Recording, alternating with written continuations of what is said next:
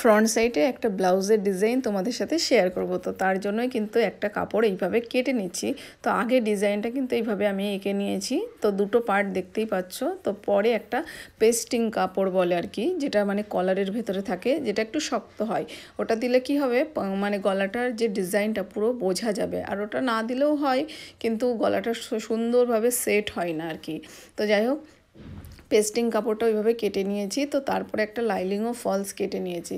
আর ফ্রন্টের যে ডিজাইন সামনে, সেটাও ওইভাবেই মানে সুন্দর করে ফর্মা দিয়ে এরকম কেটে নিয়েছি। তো তারপরে দেখো, তিনটে কাপড় একসাথে বসিয়ে এরকম করে সেলাই করে নিচ্ছি। তো যাই হোক, ডিজাইনটা কিন্তু খুবই ভালো লাগছে। এই ডিজাইনটা বেশ কদিন আগে একটা ভিডিওতে করেও দেখিয়েছিলাম তোমাদের সাথে, ব্যাকে ছিল।